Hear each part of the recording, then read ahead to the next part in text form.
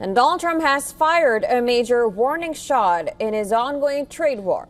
The U.S. president unveiled higher tariffs for Japan, South Korea, and a dozen other countries in a new push for new trade deals.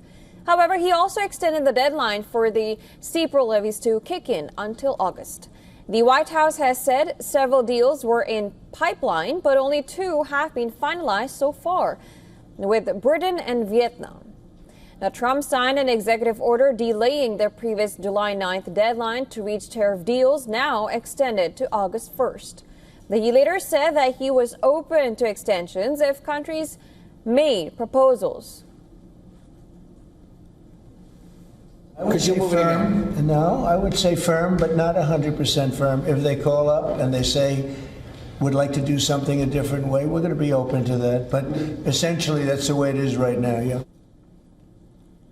Trump announced the latest tariffs in near identical letters. First was sent to Japanese Prime Minister Shigeru Ishiba and South Korean President Lee Jae-myung. He said trade relations with both the countries are far from reciprocal and time is running out to cut better deals.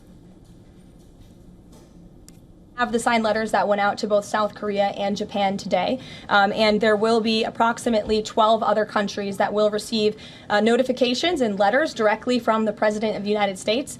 And weeks ago, I stood at this podium and I told all of you that the President was going to create tailor-made trade plans for each and every country on this planet, and that's what this administration continues to be focused on.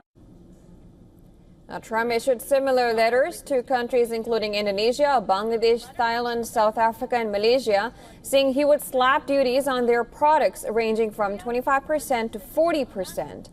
According to letters posted to Trump's Truth Social platform, products from Indonesia will face a 32% tariff, while the level for Bangladesh is 35% and Thailand 36%.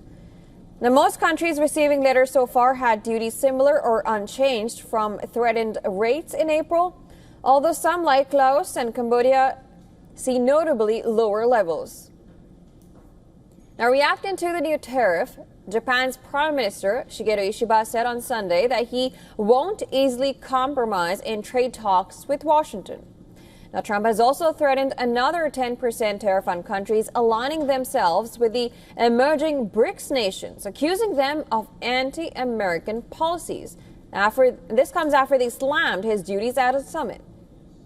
Now, Brazil, who hosted the BRICS summit, hit back, saying it was irresponsible for Trump to threaten countries with tariffs on social media. President Lula da Silva said the world does not need an emperor, adding that other nations have the right to reciprocate. So we don't want an emperor. Our countries are sovereign.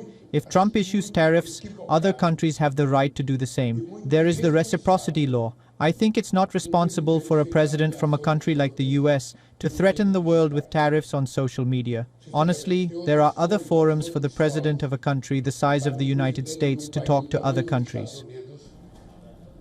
Major U.S. stocks indexes fell from records on Monday. The Nasdaq tumbled 0.9% and the S&P 500 lost 0.8%.